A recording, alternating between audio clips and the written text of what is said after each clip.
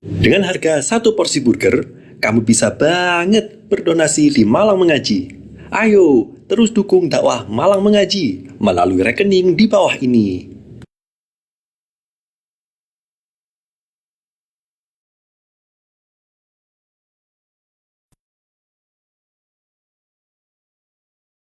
Assalamualaikum warahmatullahi wabarakatuh.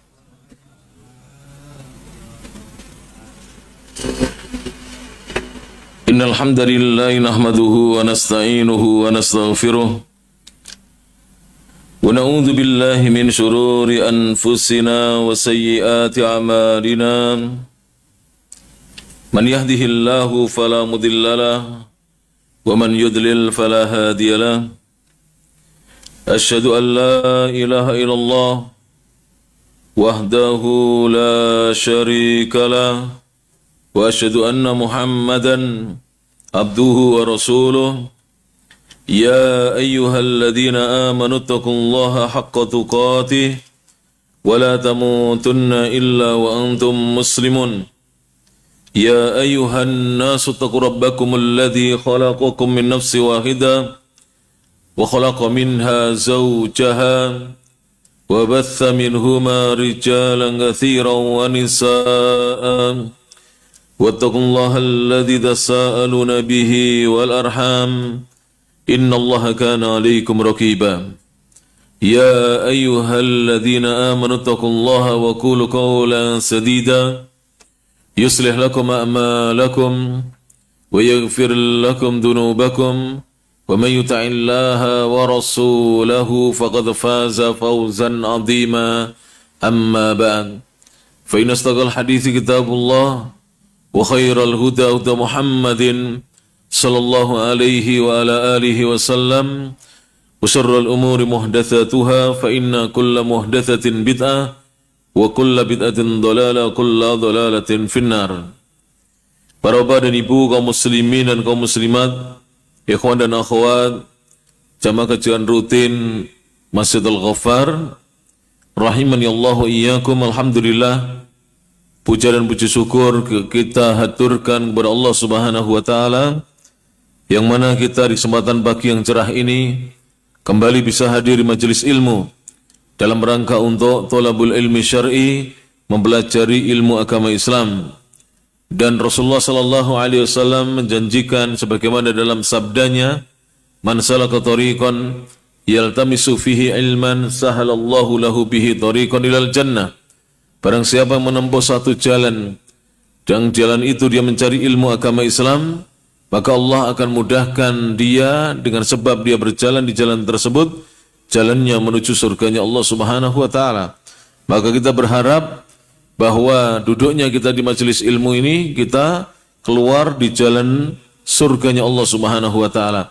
Dan perlu diingat juga bahwa ketika kita mempelajari ilmu agama Islam, ini adalah kita mengambil warisan yang terbesar dari Nabi sallallahu alaihi wasallam. Innal anbiya'a lam yuwarrithu dinaran wa dirhama. Sesungguhnya para nabi itu mereka tidak mewariskan uang dirham maupun uang dinar maupun uang dirham, uang emas maupun uang perak. Walakinnahum warrathul ilma, akan tetapi mereka para nabi dan rasulnya Allah hanyalah mewariskan ilmu agama Islam. Faman akhadahu akhadha bihadzin wafir, barang siapa yang mengambil ilmu warisan para nabi, yaitu al-ilmu syar'i, ilmu agama Islam. Kalau kita umatnya Nabi Muhammad adalah ilmu kitabullah, ilmu kitabillahi wa ilmu sunnati Rasulillah sallallahu alaihi wasallam. Karena warisan yang diwariskan oleh Rasulullah hanya ada dua itu. Maka berjamaah rahmat Allah Subhanahu wa taala, dia telah mengambil bagian yang sangat besar.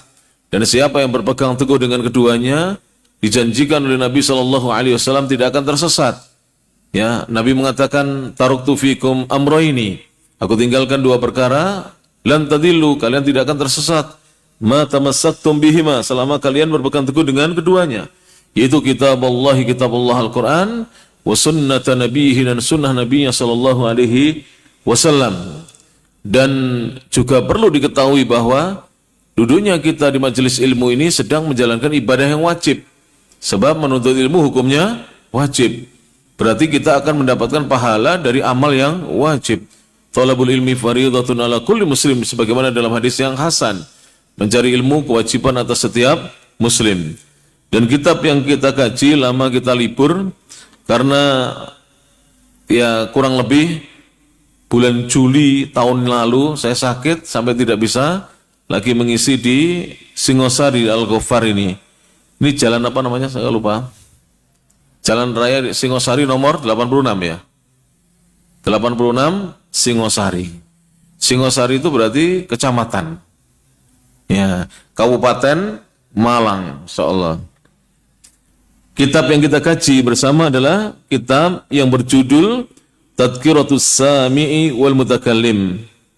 Peringatan bagi seorang yang mendengar ilmu dan berbicara ilmu, berarti guru ilmu. Fi adabil alimi wal muta'allim, yang membahas tentang adab bagi orang yang berilmu dan orang yang sedang belajar ilmu. Ta'lif al-imam yang disusun oleh al-imam Badruddin Ibnu Jamaah. Jadi beliau al-imam Badruddin Ibnu Jamaah, nama lengkapnya beliau adalah Badruddin Abu Abdillah, kunyahnya Abu Abdillah, gelarnya Badruddin Muhammad Ibnu Ibrahim Ibn Sa'adillah Ibn Jamaah Al-Kinani Asy-Syafi'i Al-Mutawaffa sanata, yang meninggal pada tahun ya sanata 33 wa 700 Hijriah, tahun 733 Hijriah. Taib, seingat saya kita selesai di pasal yang ketiga, pembahasan poin yang kelima.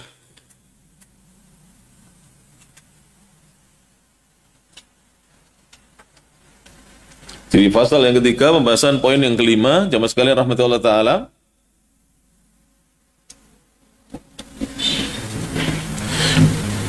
Beliau mengatakan, sekarang masuk pembahasan poin yang keenam. Sekarang keenam sekarang. As-sadisu, dan pasalnya membahas tentang adab-adab. Adab itu etika-etika.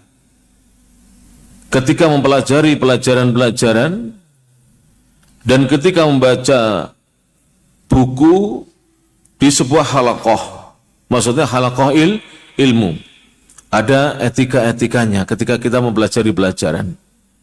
As-sadisu, yang keenam, etika yang keenam adalah an yalzama halqata syaikhihi, hendaknya seorang itu melazimi, rutin menghadiri halqata syaikhihi, halaqah ilmu dari gurunya.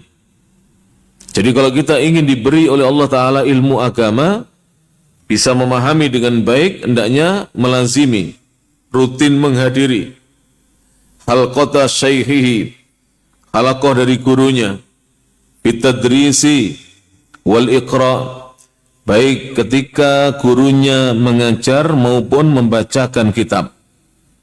Jadi walaupun ya guru kita masih muda, mungkin guru kita umurnya jauh dengan kita, tetapi ketika kita melazimi, merutinkan untuk hadir di majelis ilmu, maka kita akan mendapatkan banyak ilmu dan keberkahan daripada ilmu.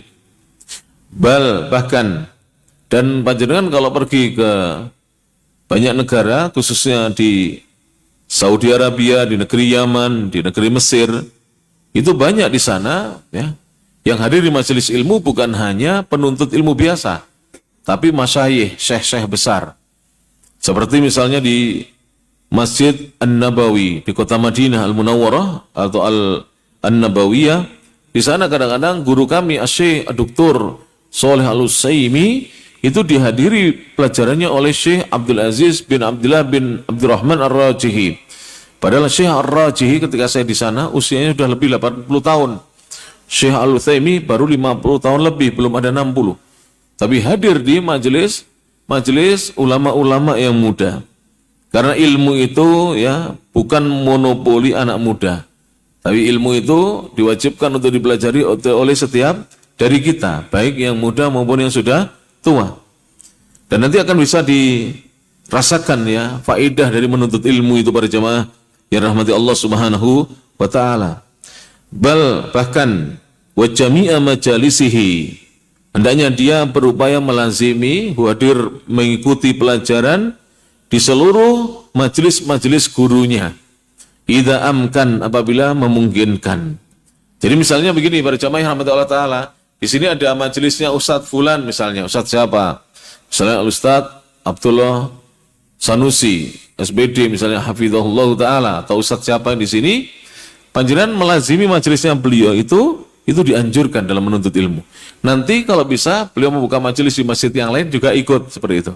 Jadi kalau bisa di sini dilazimi, kita rutin menghadiri majelisnya. Kalau misalnya bisa lagi, Allah memberikan kesempatan kita, waktu luang, kita ikut bermajelis di masjid yang lainnya. Dan ini termasuk hal yang baik. Fa innahu la yaziduhu. Karena sungguhnya tidaklah hal itu menambah bagi seorang yang menghadiri majelis gurunya illa khairan, kecuali akan menambahkan untuknya kebaikan. Menambahkan untuknya apa? Kebaikan-kebaikan. Jadi begini para jemaah, misalkan para bapak dan ibu mempelajari tentang sholat, misalnya kitabus sholat dengan guru kita, ya. Lalu guru-guru kita membacakan dalil-dalilnya, penjelasan para ulama tentang sholat, kesimpulannya, ya, hikmah-hikmahnya, keutamaan-keutamaannya, dalil disyariatkannya, maka akan menambahkan kebaikan. Yang dulunya kita mungkin belum 5 waktu ke masjid, atau mungkin kita agak bermalas-malasan menghadiri sholat berjamaah, dengan kita mengkaji ilmu itu akan ditambahkan untuk kita kebaikannya. Bisa dirasakan itu. Makanya biasanya orang yang futur, orang yang lemah semangat itu biasanya ditandai dengan mulai dia ya mengurangi majelis ilmunya. Yang dulunya dia rajin, kemudian agak berkurang hadir di majelis ilmu. Walhasil apa? Walhasil kemudian dia jarang beribadah karena kebaikan-kebaikan itu hilang dari dirinya. Wa tahsilan, dan akan menambah untuknya perolehannya terhadap ilmu. Jadi dia akan semakin paham ilmu. Dan ilmu itu para jemaah jika diulang-ulang, itu ada faedah-faedah yang mungkin terluputkan dari kita saat kita mempelajari pertama kali. Itu contohnya apa? Ilmu nahwu.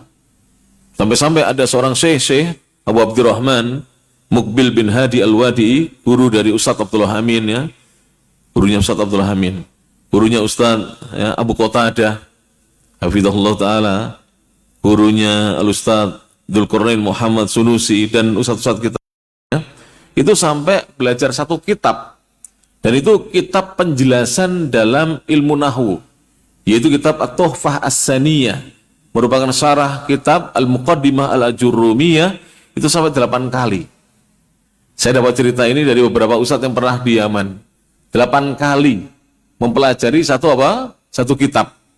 Kitab sarah dari kitab ringkas dalam ilmu nahwu, kitab tertua, yaitu kitab yang judulnya Al-Muqaddimah Al-Ajurrumiyah atau Al-Ajurrumiyah. Kenapa? Karena ketika kita belajar pertama kali, pasti pahamnya tidak seperti kalau kita mengulang kembali. Jadi misalnya Bapak Ibu, ya, di sini dikaji kitab misalkan, ya, Al-Usulul Tsalatsah, 3 landasan pokok yang wajib dipelajari oleh Ustadz misalnya Fulan, Ustadz A.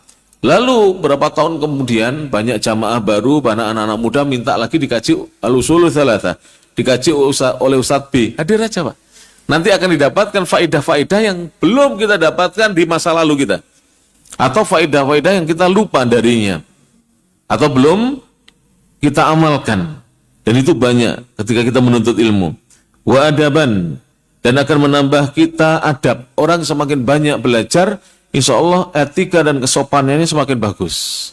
Orang yang semakin banyak belajar, semakin dia beretika. Jadi saya ambil contoh, ya, sambil contoh. Ketika misalkan, ya, Syekh, ya, Abdul Razak, gitu, Syekh Profesor Dr. Abdul Razak bin Abdul Muhsin Al-Abbad itu datang ke Indonesia, itu para asatidz kita yang lebih tua usianya daripada Syekh Abdul Razak itu berebut untuk mengambilkan sandal atau sepatunya Syekh Abdul Razak. Menunjukkan bahwa orang yang semakin banyak ilmunya akan bertambah adab dan kesopanannya kepada gurunya, kepada orang tuanya, kepada sahabat-sahabatnya, teman-temannya, kepada tetangganya, akan semakin bagus kalau kita semakin banyak ilmunya. wa tafdilan, dan akan menambah keutamaan pada diri orang itu. Jadi orang itu semakin berilmu, semakin apa? Diangkat keutamaannya oleh Allah Subhanahu wa taala berjamaah. Jadi orang berilmu itu tanpa harus dia meminta orang lain memuliakan dia atau menghormati dia, dengan serta-merta orang akan memuliakan orang-orang yang berilmu berjamaah. Ya rahmati Allah Subhanahu wa taala.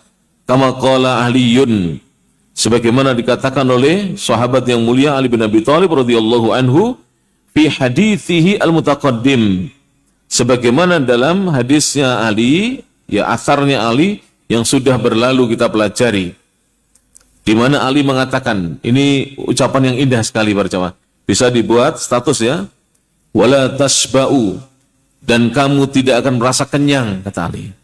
Wala tasba'u, kamu tidak akan merasa kenyang min tuli suhbatihi, dari lamanya kamu menemani gurumu. Seorang tidak akan kenyang ketika dia lama menemani gurunya. Seperti itu para jemaah rahmati Allah Subhanahu wa taala. Seperti Al-Imam Muslim lama menemani gurunya, yaitu siapa? Al-Imam Al-Bukhari. Kita ambil contoh lagi ya.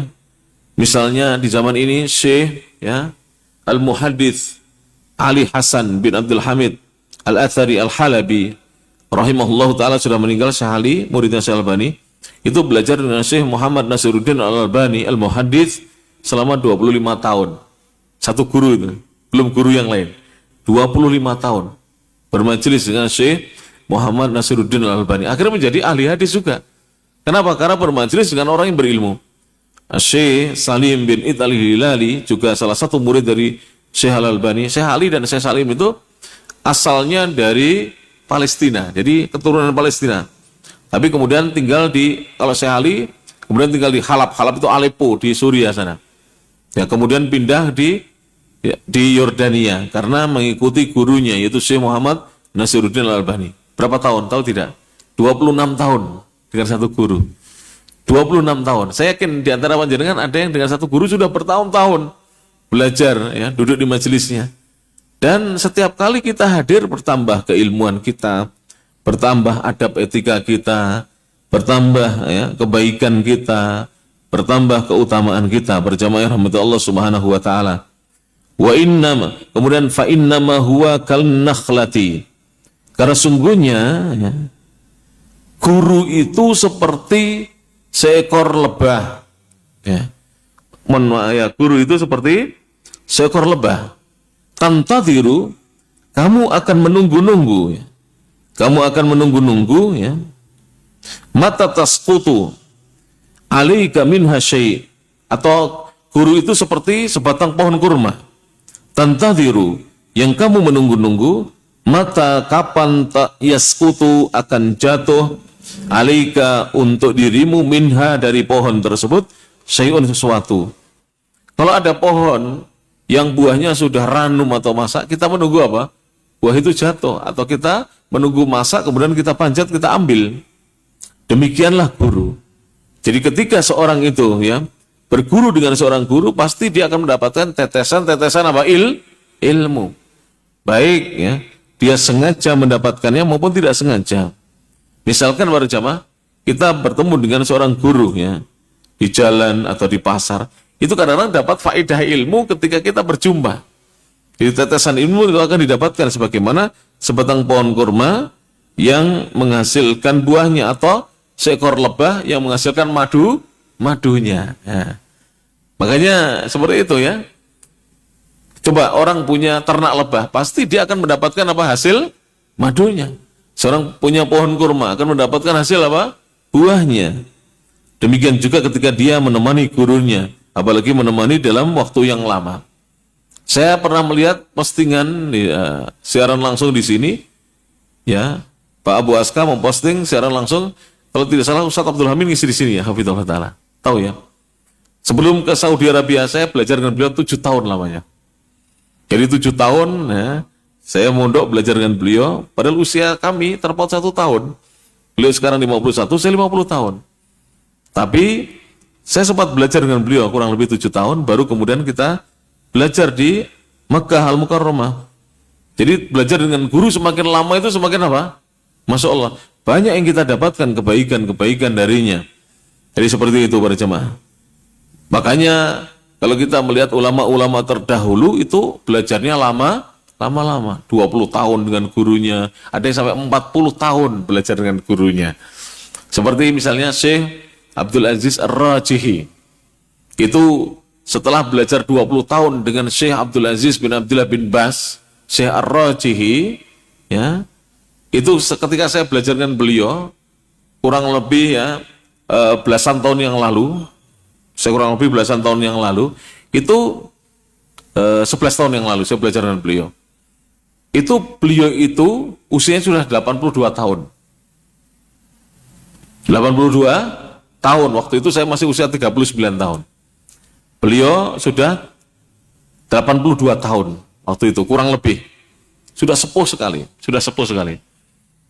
Nah, beliau itu dulu belajar dengan gurunya itu Syekh bin Bas, itu 20 tahun. Dengan satu guru loh, belum guru yang lain loh ini. Saya bicarakan satu guru. Setelah 20 tahun, mungkin Syekh bin Bas merasa ini murid saya sudah cukup ilmu, disuruh mengajar oleh gurunya. Awal jawab Syekh Ar-Rajihi, saya tulis di buku yang saya tulis ya. 88 Mutiara Faidah, kalau panjenengan pengen baca, di situ tulis sejarahnya. Ketika beliau 20 tahun belajar, sudah 20 tahun belajar, Syekh bin Bas mengatakan, wahai muridku, wahai Syekh Ar-Rajihi, sekarang kamu harus mulai mengajar. Apa jawab muridnya? Saya tidak mau mengajar selama Syekh bin Bas masih hidup. Jadi tidak mau mengajar selama Syekh bin Bas masih hidup. Antara taat kepada guru dan bagaimana ta'zimnya kepada gurunya. Ya. Tapi ilmunya berkah dan umurnya berkah, diberi umur panjang ternyata oleh Allah Ta'ala. Orang lain 80 sudah pada meninggal, beliau masih mengajar. Ya. Bayangkan ngajarnya 82, sekarang umurnya berapa? Sudah 90 tahun lebih, bayangkan. Nah, coba, jadi seperti itu. Jadi beliau tidak berkenan mengajar selama gurunya masih hidup. Karena satu kota, beliau tinggal di Riyadh, saya bebas juga di Riyadh. Jadi tidak enak, segan ada gurunya yang mengajar. Taib. Wastahidu ala muwadhabatihi, dan hendaknya seorang penuntut ilmu bersungguh-sungguh, bersemangat ala muwadhabatihi, untuk seorang penuntut ilmu itu rutin fi khidmatihi, di dalam melayani gurunya, wal musara'ati ilaiha, dan bersegera ketika melayani gurunya. Jadi di antara adab yang baik yang harus dimiliki oleh penuntut ilmu, hendaknya penuntut ilmu itu mendawamkan, merutinkan di dalam berkhidmah kepada gurunya dan di dalam bersegera untuk melayani gurunya. Jadi kalau selama saya di Saudi itu ya, Syekh keluar dari masjid itu sandal itu, santri itu, kita penuntut ilmu begini di masjid itu langsung berlomba-lomba mencapai sandalnya Syekh dulu untuk ditatakan, ya. Ditatakan dulu. Karena kadang-kadang sandal Syekh itu diinjak-injak oleh jamaahnya kan gitu. Jadi dicarikan sandalnya itu, ditatakan. Dan itu kebiasaan penuntut ilmu di Saudi. Suatu hari ketika Syekh bin Bas masih hidup, saya tidak ingat apakah itu kejadiannya di Riyadh atau di Al-Madinah. Syekh bin Bas keluar dari masjid. Beliau kan buta ya. Buta. Tapi beliau hafal dengan sandalnya. Jadi sandal itu kan dihafal dari misalnya bentuknya ya. Dan seterusnya. Hiasannya. Maka beliau memakai sandalnya. Dan ada salah satu murid yang ingin menguji Syekh bin Bas rahimahullah ta'ala. Seorang ulama yang buta. Diambillah sandal kirinya Syekh bin Bas, dipasangkan di kaki kanannya. Waktu itu, dipasangkan di kaki kiri. Sandal kiri mau dipasangkan di kaki kiri, kan pasti ya. Tapi sunnahnya memulai memakai sandal itu kaki kanan. Sudah paham ya sampai di sini? Maka diletakkan di kaki kiri. Oleh Syekh bin Bas dilepaskan, nggak mau. Diletakkan lagi kaki kiri, tidak mau. Yang ketiga akhirnya sandal itu diinjak oleh Syekh bin Bas. Kakinya kanan mencari-cari sandal. Subhanallah. Karena ingin mengamalkan sunnah Nabi SAW sampai tidak mau memakai sandal yang sebelah kiri lebih dahulu. Pertama larangan ya. Kalau kita sunnahnya kan mendahulukan yang kanan. Kalau melepas yang kiri, ya ta? Karena mau memakai maka dicari sandal yang kanan. Kemudian larangan memakai sandal hanya satu. Harus satu pasang, tidak boleh satu biji, satu belah sandal. Jadi kalau sandal kita hilang, tidak boleh kita hanya pakai satu dan pulang. Tidak boleh dalam Islam. Kalau hilang, misalnya di masjid, biarkan aja yang satu di masjid, siapa tahu nanti ketemu bisa dipakai lagi. Jadi jangan buru-buru dibuang tempat sampah, Pak. Letakkan aja di tempat itu. Siapa tahu ya ketemu nanti bisa dipakai lagi. Jadi tidak boleh pulang memakai sandal hanya satu. Tidak boleh. Harus satu pasang kanan kiri. Ini pelajaran-pelajaran dari agama kita, para jamaah. Dan kalau kita melazimi seorang syekh, Masya Allah. Suatu hari kami di kota Al-Hufuf, ya. Hufuf itu sebuah kota besar di provinsi Al-Aqsa, Kerajaan Saudi Arabia. Tapi kayak kita di Jawa Timur. Jadi wilayah timur Saudi. Di sana namanya Al-Mantiqah Asy-Syarqiyah. Jadi wilayah atau daerah timur. Kotanya namanya apa? Al-Hufuf. Provinsinya apa namanya? Al-Aqsa atau Al-Hasa. Di situ saya belajar dengan Profesor Doktor ya, Abdurrahim Ibn Ibrahim ya, Ibn Ibrahim Al-Hashimi, Al-Hashim, As-Sayyid Al-Hashim.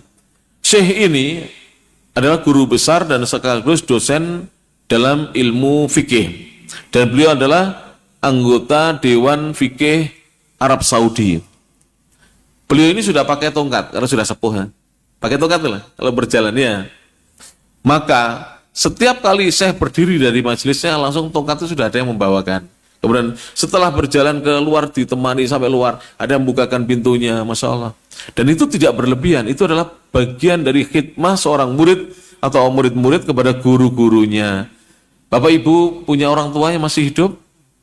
Kalau orang tua misalnya kita ajak naik mobil kita, jangan dibiarkan naik sendiri. Kita bukakan pintunya, kita persilakan masuk, kita jaga jangan sampai jatuh dari mobil. Setelah itu kita tutupkan pintunya, baru kita menuju ke pintu sopir ya, untuk kita nyopir.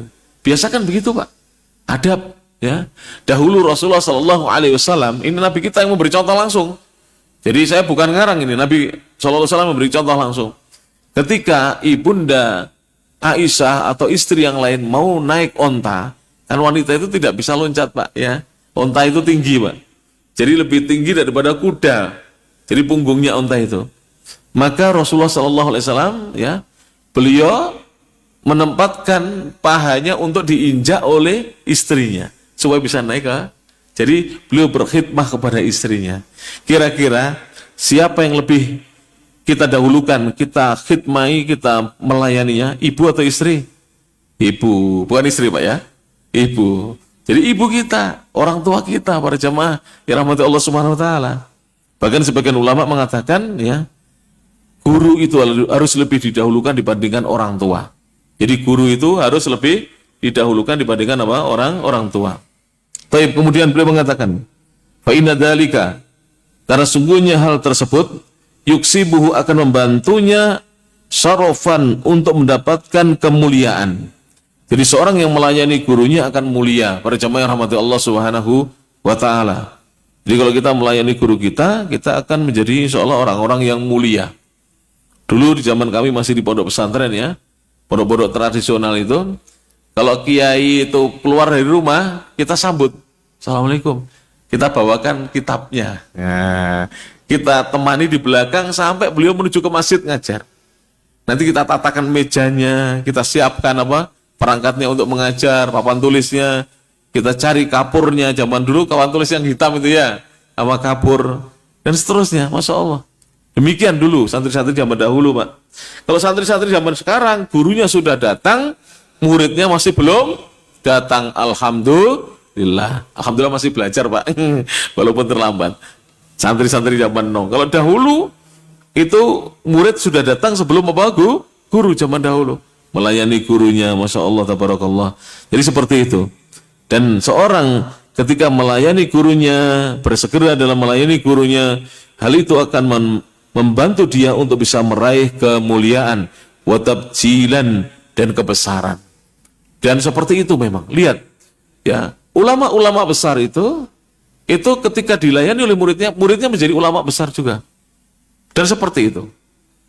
Imam Muslim itu sampai demikian ya. Kalau mungkin di zaman ini, Imam Muslim ada di zaman ini, panjenengan katakan ini berlebihan kepada guru. Imam Muslim sampai mengatakan, wahai guru, ini yang dimaksud Imam Bukhari, Kalau engkau perintahkan aku untuk mencuci kakimu, akan aku cuci kakimu. Bayangkan. Kalau engkau perintahkan aku untuk mencium kakimu, aku cium kakimu. Bukan bersujud, tapi cium kakinya. Kakinya diambil, dicium gitu. Sampai seperti itu. Wahai Ustadzul Asatidah, wahai gurunya para guru. Kenapa? Karena Imam Al-Bukhari itu di zamannya adalah Amirul Mukminin fil hadis. Pimpinan orang-orang beriman dalam ilmu hadis. Tidak ada mengungguli di zamannya lah ya. Di zamannya Imam Al-Bukhari. Itu tidak ada yang mengungguli beliau dalam ilmu hadis. Imam Bukhari itu kalau tidak salah, beliau dilahirkan tahun 196 Hijriah kalau tidak salah. 196 Hijriah. Di zaman itu, bayangkan. Itu tidak ada satu ulama pun yang bisa mengungguli Imam Bukhari. Bahkan Imam Bukhari ini pernah diragukan oleh ulama-ulama ahlul hadis ya, tentang hafalan dan kedalaman ilmunya. Maka beliau diuji. Kalau kita bahasa kita dites ilmunya. Maka ada 10 orang ulama besar ahlul hadis. Masing-masing membawa 10 hadis, membawakan 10 hadis. Jadi ulama 10 orang masing-masing membawakan 10 hadis. Berarti total ada berapa? 100 hadis. Kalau 100 hadis ini dibaca biasa, Imam Bukhari pasti bisa dan ulama yang lain juga bisa. Tapi hadis ini yang satu orang pakai 10 hadis itu sanad dan matannya dibolak-balik. Jadi sanadnya ini dipakaikan ke matan sini. Matan sini diberi sanad itu. Dibolak-balik 10. Jadi yang diacak-acak itu ada 100 hadis total. Kalau, perhatikan ini, kalau hanya mengatakan hadis ini tadi diacak dengan hadis ini mudah. Tapi beliau bisa mengatakan, hadis yang pertama tadi yang dibacakan sanadnya ada di hadis ke-9. Itu kalau bukan orang yang otaknya encer, Pak, tidak bisa. Gitu. Jadi Imam Bukhari itu hafal hadis di dalam kepala. Tidak seperti kita di luar kepala. Bahasa saya agak aneh ya. Hafal hadis di dalam kepala. Kalau sekarang hafal hadis di luar kepala. Sebab kalau kitabnya hilang ilmunya. Jenengan kalau saya tadi nggak bawa kitab, Pak. Jenengan juga tidak ada bawa kitab. Prai, Pak. Nggak usah belajar. Prai yang ngobrol-ngobrol aja. Ilmunya, karena ilmunya di kitab, Pak. Ya, tapi masih mending. Banyak sekarang dai tidak bisa baca kitab, lebih parah lagi. Sudah ilmunya di luar kepala, tidak bisa baca lagi kitabnya. Ya itu. Naudzubillahi min dzalik. Maka lihat, kita kalau melihat ulama-ulama dahulu kita sangat jauh. Ya, sangat jauh sekali dari mereka. Imam Muslim itu, para bapak dan ibu, dia punya sanad lain dari guru yang lain dengan isi redaksi hadis yang sama. Saya kasih tahu. Kalau panjenengan pernah belajar Sahih Muslim. Jadi Imam Muslim itu ya, misalnya redaksi satu hadis ya. Dia ini punya sanad yang lain. Jadi isi hadis namanya matan redaksi itu, dia punya sanad lain, jalur periwayatan lain, bukan dari Imam Bukhari. Punya Imam Muslim itu. Dan beliau itu sepantaran dengan Imam Bukhari, sepantaran, walaupun sepuh Imam Bukhari. Tetapi beliau tidak bisa meninggalkan gurunya. Kenapa? Karena sanadnya Imam Bukhari itu ahli, sanad yang tinggi. Bukan sanad yang nazil, sanad yang turun. Jadi sanadnya tinggi. Jadi antara Imam Bukhari dengan Rasulullah itu sedikit perawi. Kalau sedikit perawi semakin dekat dengan Rasulullah SAW. Itu yang dicari orang ini. Itu yang dicari orang yang tidak bisa ditinggalkan sama Imam Muslim rahimahullah ta'ala. Maka di situ para jemaah yang rahmati Allah Subhanahu wa taala, misalnya mohon maaf, panjenengan belajar dengan guru lulusan Yaman. Sedangkan di Singosari ini belum ada yang lulusan Yaman. Maka kehormatan bagi panjenengan. Paling tidak panjenengan akan bisa mendapatkan ilmu dari ulama-ulama Yaman yang dibawa oleh muridnya yang ada di Indonesia. Panjenengan belajar dengan guru lulusan Madinah. Maka panjenengan akan belajar dari ilmunya ulama-ulama Madinah yang dibawa oleh muridnya sampai ke Indonesia. Panjenengan belajar dengan guru lulusan Makkah Al-Mukarramah. Maka panjenengan akan belajar dengan ulama-ulama Makkah yang ilmunya dibawa oleh guru panjenengan. Seperti itu. Jadi keutamaannya banyak sekali seorang ketika dia memuliakan gurunya. Kita lanjutkan. Wala yaktasiru, dan tidaklah seorang penuntut ilmu mencukupkan diri fil halqati, dalam satu halqah ilmu, ala sama'i darsihi, untuk mendengar pelajarannya faqat saja. Jangan mencukupkan diri dari salah satu halaqah. Misalnya Bapak-bapak, jangan hanya belajar di jam ini saja. Cari pelajaran di hari yang lain, di jam yang lain. Walaupun kitab yang dikaji sama. Walaupun kitab yang dikaji sama. Nanti bisa dirasakan. Imam Al-Bukhari itu tahu tidak gurunya? Kalau tidak salah ingat saya, 128 orang guru. Mohon maaf, 1028 orang guru. 1000 lebih guru. Imam Al-Bukhari. Kenapa beliau memperbanyak guru? Karena dengan banyak mendengar dari guru, dia akan semakin paham para jamaah yang rahmati Allah Subhanahu wa taala. Bisa dicoba kok para jamaah, bisa dicoba. Ada yang belajar bahasa Arab sekarang, Bapak-bapak? Bukan santri loh saya tanya, Bapak-bapak belajar bahasa Arab ada? Belajar bahasa Arab. Di mana Pak belajarnya? Online. Ya, selain online ada lagi di majelis yang lain? Ada? Tidak, nggak apa-apa. Satu guru atau dua guru di online itu? Dua guru. Nanti akan bisa dirasakan. Kalau hanya belajar dengan satu guru, dengan dua guru, apalagi tiga guru, apalagi 4 guru, ilmunya akan semakin apa? Luas dan banyak. Seperti itu. Jadi Bapak-bapak misalnya, siapa yang belajar kitab yang membahas tentang akidah? Siapa Pak? Akidah. Kalau ini kan ada pada penuntut ilmu ya, akidah. Siapa yang belajar kitab tentang akidah Pak? Ada di sini? Belajar tentang akidah. Di sini pelajarannya akidah apa di sini? Al-Aqidah Wasithiyah. Siapa yang mengajarkan? Ustaz siapa? Ustaz Abdul Hamid ya. Coba nanti belajar kitab yang lain.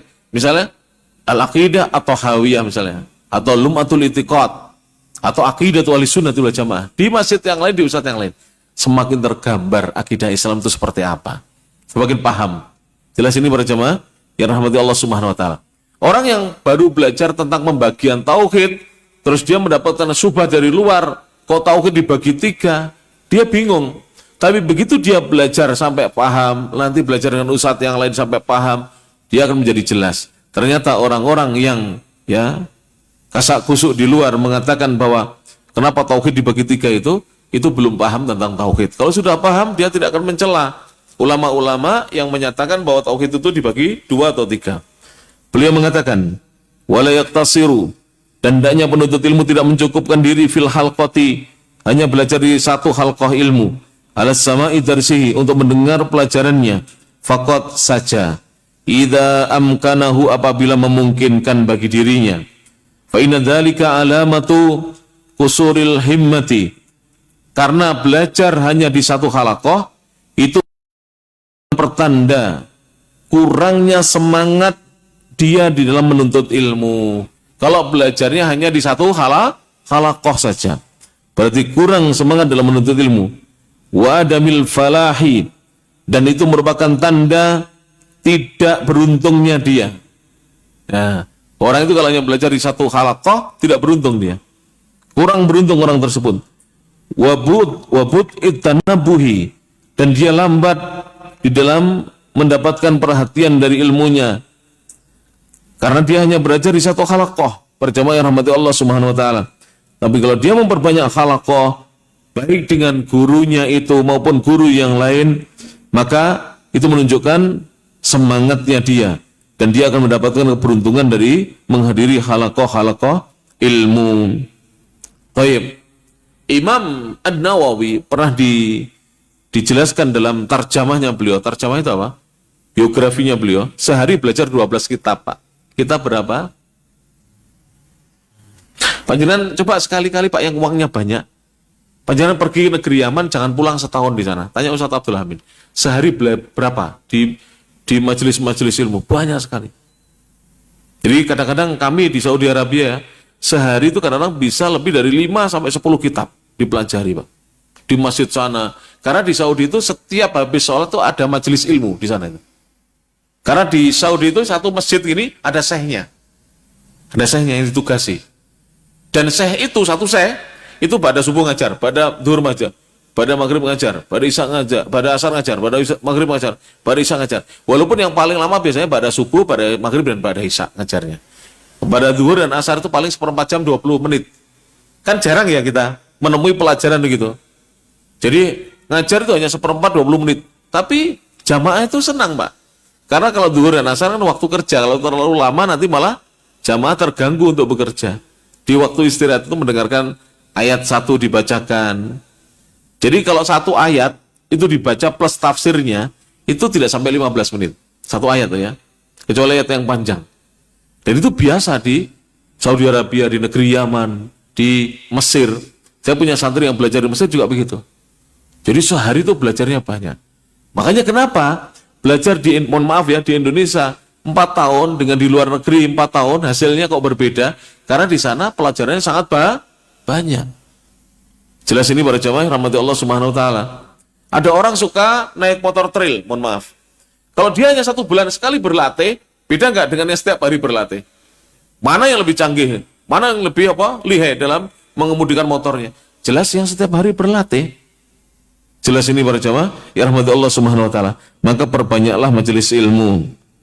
Dan jangan takut atau jangan terkena omongan orang. Kadang-kadang ada orang yang mengatakan, "Kamu kalau banyak ngaji malah tidak paham." Keliru. Kalau banyak ngaji malah banyak paham. Itu setan itu yang membisikkan begitu.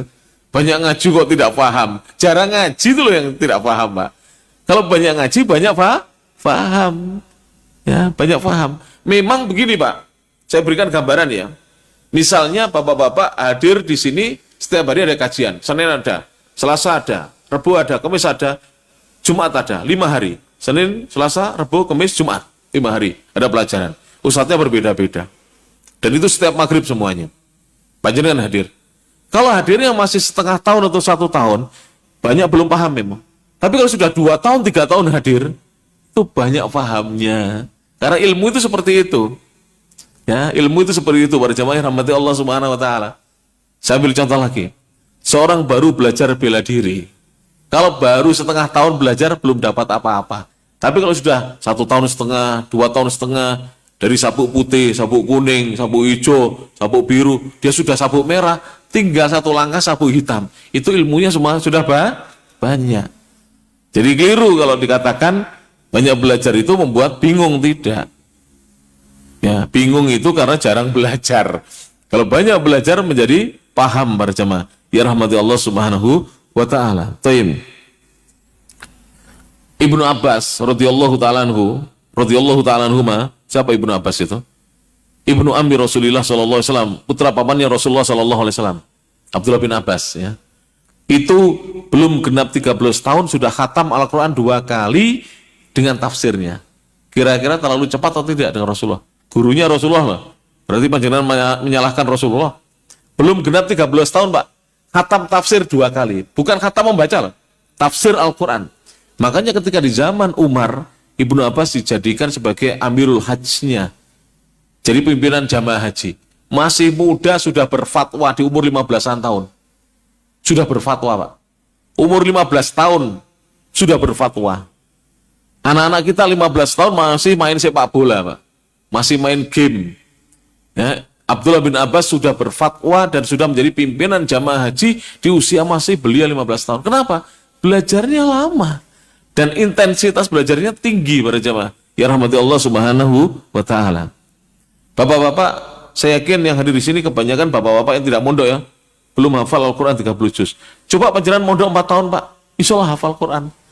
Berani, Pak, mondok. Istrinya ditinggal ya. Kalau sudah pensiun aja mondok. Mondok di tempat saya, nanti saya ajar ya. Nanti seolah 4 tahun khatam Quran, baru pulang ke Singosari, Pak. Sudah tua, tunuk-tunuk itu ya. Ya. Bisa nggak itu? Bisa. Kenapa tidak bisa? Para jamaah, ya rahmati Allah Subhanahu wa taala. Ada wanita di Riyadh kalau tidak salah, usia 76 tahun mulai menghafal Quran. Sebelumnya belum ada keinginan menghafal Quran. Di usia 80 tahun, setelah 4 tahun hafal 30 juz. Bukan aja hafal juz 30 loh ya. Hafal 30 juz. Bukan hanya juz amma. Wanita 76 tahun di Saudi Arabia. Masya Allah. Jadi luar biasa. Nanti bisa tanya kok kepada Ustadz Abdul Hamid di negeri Yaman. Tanya. Orang-orang tua belajar, menuntut ilmu. Bisa insya Allah. Bal ya'tani, bahkan hendaknya dia menaruh perhatian bisa irid durusi dengan seluruh pelajaran-pelajaran al-masyruhati yang diberikan penjelasan, yang disyarah, dhabtan, baik ya dengan aturan tertentu, wa ta'liqan, maupun diberi penjelasan disyarah dengan ta'liq, komentar-komentar ringkas, wa naqlan, maupun dalam penukilan saja, disyarah dengan penukilan. Idza tamala dhihnuhu dzalika, apabila akalnya mampu ya mengambil itu semuanya. Wa yusyariku, dan hendaknya dia menyertai ashabaha, teman-temannya, hatta ka'anna kulla darsin, hingga seakan-akan setiap pelajaran minha, dari pelajaran-pelajaran tersebut, lahu, dia memilikinya. Jadi hendaknya seorang itu menyertai teman-temannya yang rajin belajar. Jadi kadang-kadang teman itu membawa pengaruh para jemaah. Kalau kita berteman dengan orang yang rajin taklim, ikut pelajaran, pasti kita akan apa? Juga akan rajin mendatangi majelis ilmu. Para jemaah yang rahmati Allah Ta'ala. Wala amri innal amra kadzalika lil haris. Dan sungguh ya, dan sesungguhnya perkara itu, yang demikian itu hanya didapatkan oleh orang yang bersemangat saja. Lil haris, akan didapatkan oleh orang yang bersemangat saja. Fa in ajaza an dhabti jami'iha, kalau seorang tidak mampu atau lemah dari menerapkan seluruh ilmu-ilmu tersebut atau pelajaran-pelajaran tersebut, dia lemah untuk mengikuti seluruhnya, iktana, maka hendaknya dia menaruh perhatian bil ahammi, tentang ilmu yang paling urgen. Fal ahammi, kemudian ilmu yang pentingnya atau urgennya di bawah yang paling urgen minha tersebut, dari pelajaran-pelajaran yang diajarkan oleh gurunya. Jadi kalau di sini misalnya dari Senin sampai Jumat, saya beri contoh, itu kita bisa ikut-ikut. Kalau tidak bisa, misalnya kita kurang kuat memahami seluruh ilmu, ya sudah, kita pilih mana yang paling penting. Paling penting itu ilmu apa, Pak? Siapa yang bisa menjelaskan pada saya? Paling penting ilmu apa? Akidah dan tauhid. Tapi kalau ilmu akidah dan tauhid sudah kita pahami, setelah itu yang paling penting apa? Tentang fikih ibadah, supaya kita bisa beribadah. Kita sudah paham tidak boleh berbuat kesyirikan, kita harus mentauhidkan Allah. Kita baru belajar bagaimana kaifiyah mentauhidkan Allah. Caranya bagaimana? Supaya tidak terjatuh kepada bid'ah. Orang kadang sudah tidak terjatuh kepada kesyirikan, tapi dia masih melakukan bid'ah. Kenapa? Tidak belajar fikih masalahnya. Tidak belajar hukum-hukum agama, bagaimana tata cara, misalnya kaifiyahnya sholat, sifat sholat bagaimana, sifat wudhu bagaimana. Nah seperti itu para jemaah ya rahmati Allah Subhanahu wa ta'ala.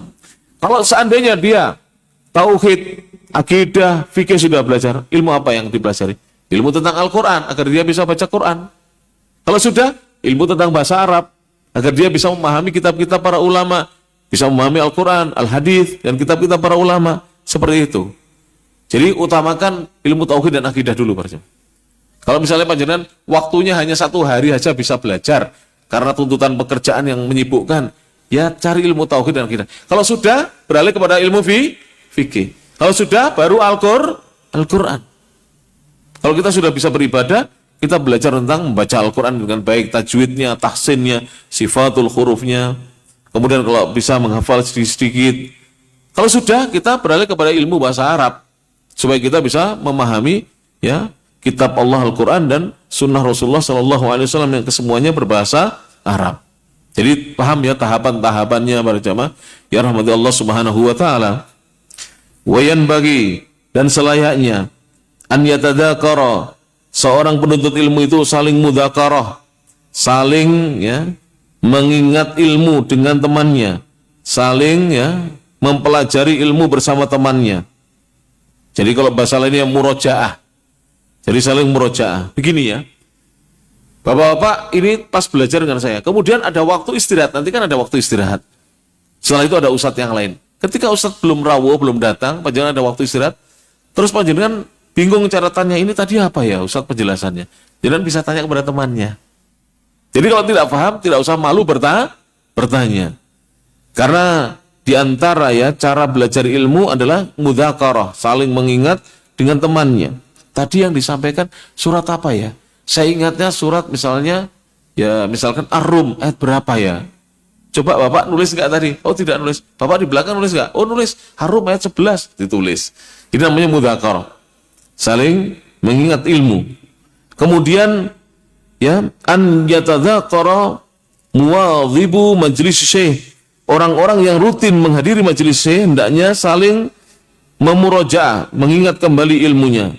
Ma waqa'a fihi, apa yang dia dapatkan dalam ilmu tersebut, minal fawaidi, berupa faidah-faidah, berupa faidah-faidah ilmu.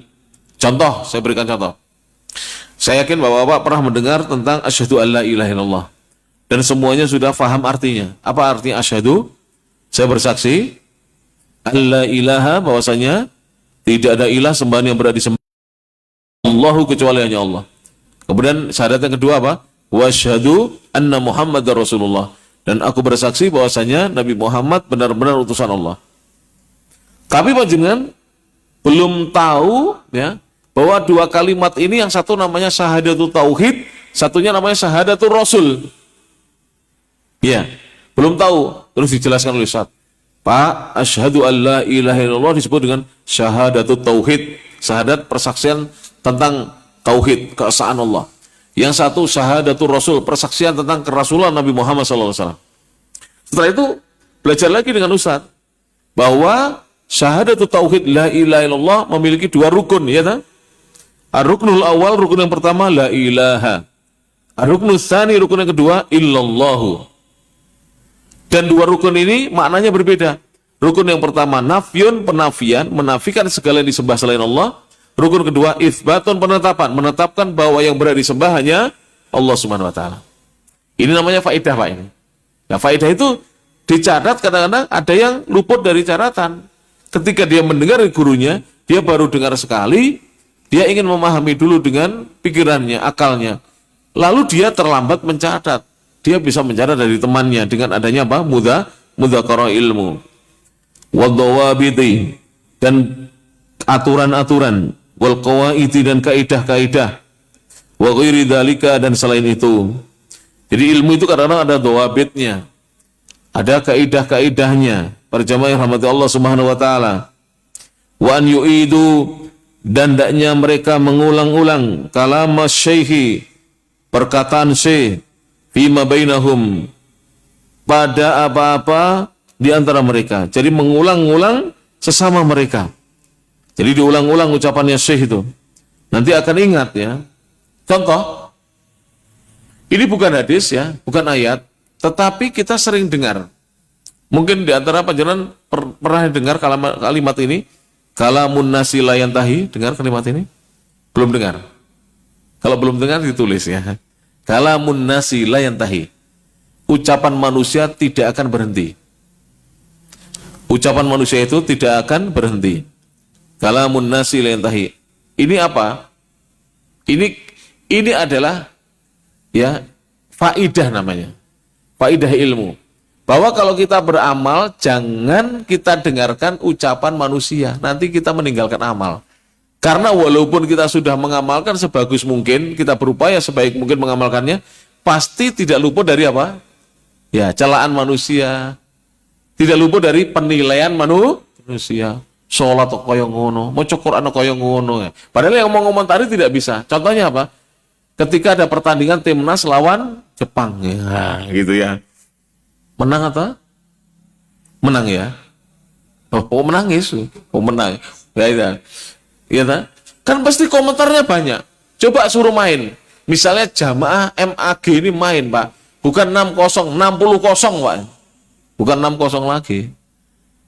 Karena kita masih pintar berkomentar. Makanya jangan dengarkan komentar orang.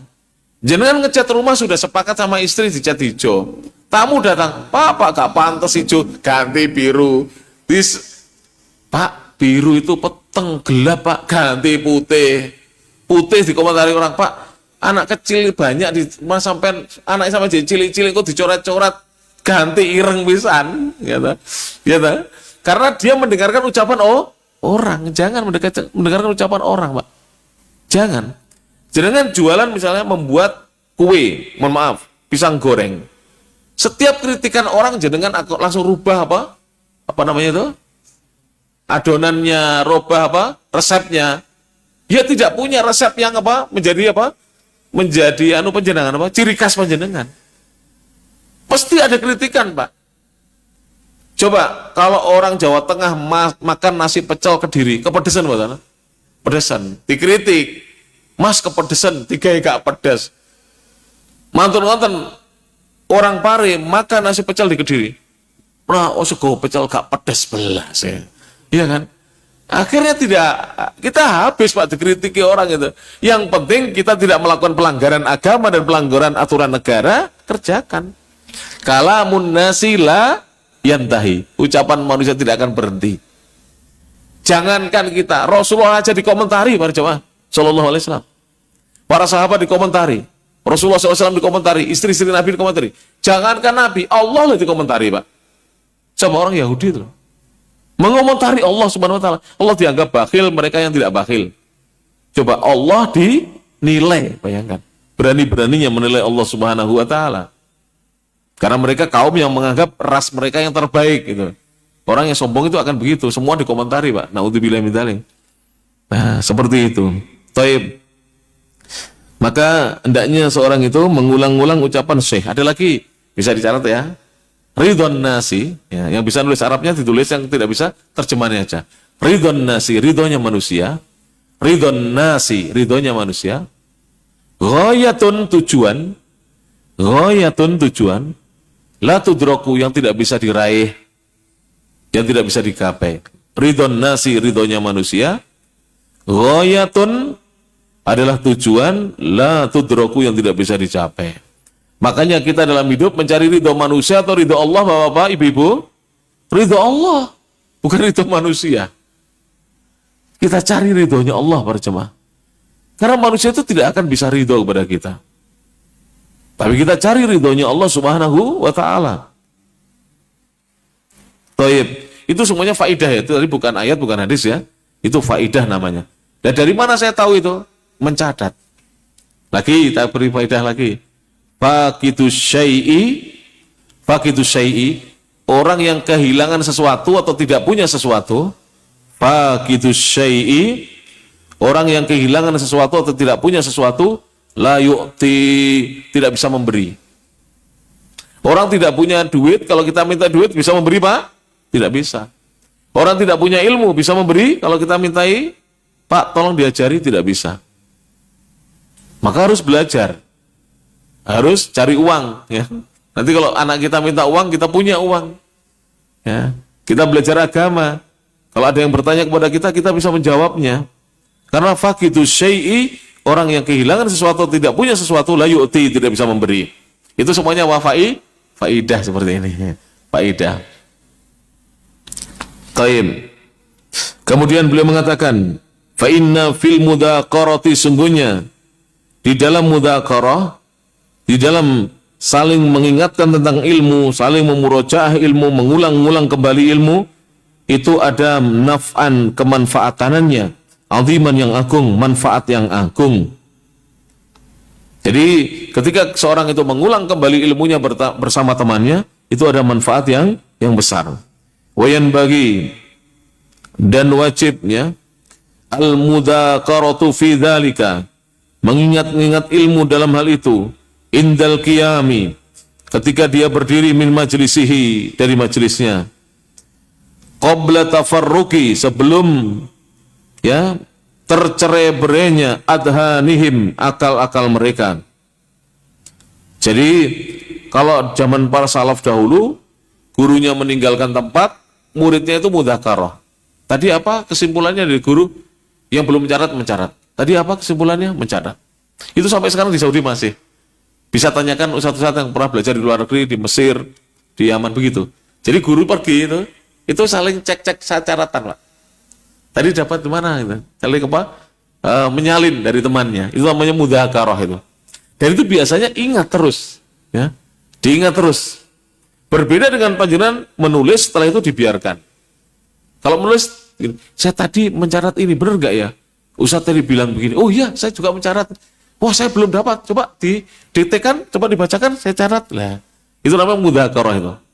Itu namanya mudzakarah atau murojaah, mengulang kembali ilmu yang sudah disampaikan oleh guru.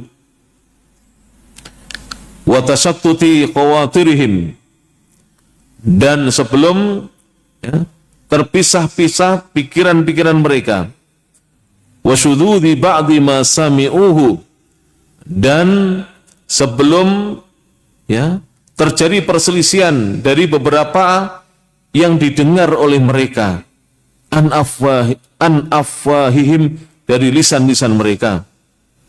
Thumma yatadzakarunahu, kemudian mereka mengulang-ulangnya fi ba'dil awqad, di sebagian waktu-waktu mereka. Kemudian mereka mengulang-ulangnya di sebagian waktu-waktu mereka. Saya mengalami ketika mondok ya di Indonesia ini ya, itu mengalami kurang lebih, saya dimudahkan mondok sekitar 12 tahun dulu sebelum ke Saudi itu saya mengalami dulu, zaman dulu. Kalau sekarang sudah mulai jarang. Karena anak sekarang itu kalau dikasih pelajaran lebih itu, apa itu? Kalau bahasa Jawanya ngeroweng apa? Ngomel, mengeluh. Dulu kami ya, para jamaah ya, itu kalau sore atau malam, itu tidak ada pelajaran itu membuat namanya kalau di pondok dulu, majmu'ah shaghirah, small group kecil. Nanti salah satu membaca, yang lainnya menyimak. Jadi dia seakan-akan kayak guru itu. Makanya rata-rata santri zaman dahulu itu keluar dari pesantren bisa mengajar. Santri zaman sekarang keluar dari pesantren, Mas ngajar ya, nanti dulu ya Pak ya, belum waktunya. Sebenarnya bukan belum waktunya, belum siap dia. Karena tidak pernah dilatih untuk apa? Mengajar. Jadi zaman dahulu begitu Pak. Ya, zaman dahulu itu begitu. Nah, makanya di beberapa pesantren ada yang namanya bahthul masail. Itu contoh itu. Santri saling debat tentang ilmu. Yang ini mengajukan hujah begini, yang ini begini. Itu bagus untuk mengingat ilmu yang telah dipelajarinya. Qala al-Khatib, berkata al-Khatib al-Baghdadi rahimahullah, wa afdalul mudzakarati, dan mudzakarah yang paling utama, yang paling baik, mudzakaratul laili, mengingat ilmu di waktu malam. Jadi mudzakarah ilmu di waktu malam hari. Wa kana jama'atun minas salaf. Mungkin saya beri tip mau para jemaah? Ya. Ini saya kan bacakan kitab Tadhkiratus Sami. Sampai nanti ketik di YouTube. Itu banyak ustadz yang baca kitab ini. Jangan saya lagi yang didengarkan. Dengarkan dari ustadz yang lain, simak. Sambil tiduran, disimak. Sambil panjenengan istirahat, disimak. Saya beri contoh begitu. Bapak-bapak yang belajar bahasa Arab, sudah sampai bab misalnya mubtada, khobar. Misalkan ya, jumlah ismiyah. Coba dengarkan, di YouTube tuh banyak. Penjelasan mubtada, khobar, jumlah ismiyah. Muncul. Dengarkan. Nanti luar biasa itu kalau sudah mendengarkan, apalagi berkali-kali. Dan itu di waktu malam lebih bagus. Jadi mudzakarah ilmu di waktu malam lebih bagus. Makanya zaman dahulu kami mengulang pelajarannya di waktu malam. Dan bapak-bapak masih ingat ya, kita yang umur 50-an ke atas, itu dulu kalau malam mesti disuruh belajar pelajaran besok, betul nggak? Tidak. Game-gamean bocah-bocah. Anaknya ustadz game gimana Pak? Gak usah anaknya aja dengan. Ya tak? Main game, suruh mengulangi pelajaran tidak mau. Kalau dulu kita mengulangi pelajaran, jadi besok pelajarannya apa, malam itu harus disiapkan bukunya, dibaca dulu, kemudian baru dimasukkan tas. Ibu saya itu guru galak dulu, dijewer kalau tidak mau belajar itu. Sekarang kan anak-anak tidak Pak. Iya tak? Iya. Ada yang sibuk dengan HP, ada yang sibuk dengan televisi, ada yang sibuk main yang lain. Jadi dulu malam hari, wa kana jama'atun minal salaf. Dahulu ada sejumlah ulama salaf, ulama terdahulu, yabda'una, mereka memulai fil mudzakarati, mengingat kembali ilmu, minal isya, semenjak selesai dari sholat isya. Selepas sholat isya mereka apa? Belajar. Farubbama, maka terkadang lam yaqumu, mereka tidak berdiri dari mudzakarahnya itu, jadi masih tetap duduk mengulang-ulang pelajaran hatta yasma'u adzana subhi, sampai mereka mendengar adzan subuh baru selesai. Jadi mendengar adzan subuh baru selesai. Tayyib. Fa illam yajidit talibu, apabila penuntut ilmu tidak mendapati man yudzakiruhu, orang yang bisa diajak untuk saling mengingat ilmu, mengulang-ulang ilmu, dzakara nafsahu, maka dia mengulang sendiri binafsihi, dengan dirinya sendiri. Wa karrara, dan dia mengulang-ulangnya, ya. Makna ma sami'ahu, makna apa saja yang dia dengar dari gurunya, walafdhahu, dan lafaz yang dia dengar dari gurunya, ala qalbihi, dengan hatinya, dia mengulang-ulang dengan hatinya. Ya. Jadi tujuannya begitu. Liya'laqa dzalika ala khatirihi, agar hal itu bisa terikat pada pikirannya. Fa inna takraral makna, sungguhnya mengulang-ulang makna yang didapatkan dari guru, alal qalbi, atas hati, katakraril lafzi ala lisan, itu seperti mengulang-ulang lafaz pada lisan seseorang. Sawaan bisawa, sama persis. Jadi misalnya panjenengan tadi ya, tadi faedah dari saya ada 3 hari ini. Apa yang pertama, Pak? Kalamun nasi la yantahi. Coba panjenengan baca dengan hati, dilihat, dipahami.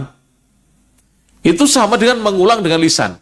Dengan kata-kata kalamun nasi la yantahi. Ucapan manusia tidak akan berhenti. Ucapan manusia tidak akan berhenti. Sehingga panjenengan kalau dikomentari orang ya santai saja. Wong memang ucapan manusia tidak bisa berhenti. Wong masih punya lisan, oh Pak, ya bisa berkomentar. Seperti itu, nggak akan berhenti ucapan manusia. Kita berupaya sebaik mungkin pun dikomentari oleh orang, dikomentari oleh si fulan. Nah, coba diulang-ulang itu dengan hatinya. Itu seperti panjenengan mengulang-ulang dengan lisan. Wa qalla an yuflaha, dan sedikit seorang yang beruntung, sedikit penuntut ilmu yang beruntung, manik tasoro, seorang yang mencukupkan alal fikri, di atas pikiran, wa ta'akuli, dan pemahaman, bihadratis syaihi, dengan adanya syekh di hadapannya, khosatan secara khusus. Maksudnya apa? Sekarang panjenengan, ya, saya ajari kitab ini, panjenengan menyimak, paham, tapi sedikit keberuntungannya kalau hanya mendengar dari saya saja, ya, sedikit keberuntungannya. Makanya saya sarankan untuk mendengar dari yang lain dan mengulangi pelajarannya. Mungkin para jamaah kalau mengulangi pelajaran tidak punya catatan, tidak punya bukunya, tapi coba mendengar dari yang lain. Di kitab yang sama lah. Nanti disitulah mulai diberi kemahaman oleh Allah Subhanahu wa taala. Tsumma yatrukuhu. Kemudian dia meninggalkan syekhnya, wa yaqumu, dan berdiri, wala yu'awiduhu, tapi dia tidak mau mengulang-ulangnya. Ya, maka berbeda dengan orang yang mau mengulang-ulang pelajaran dari gurunya. Jelas ini? Para jamaah yang rahmati Allah Subhanahu wa taala. Taib. Mungkin sampai di sini, ini sudah 1 jam lebih kita mengkaji. Apabila ada pertanyaan dipersilahkan, ya. Kalau ada pertanyaan terkait pelajaran, dan boleh walaupun di luar konteks pelajaran, silahkan. Ada acara apa ini, Pak Cuma? Ada pawai di depan, tapi cuma lewat aja, Ustaz. Cuma dalam lewat. rangka apa? Pawai seperti itu, tapi cuma lewat aja ini. Oh, lewat ya. Sebentar tadi.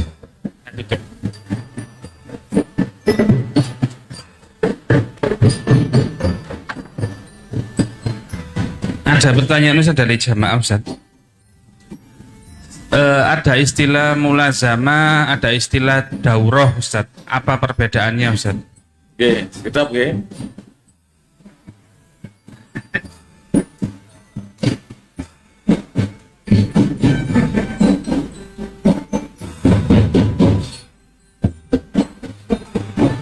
Ini kan lir-lir tuh ini. Iya.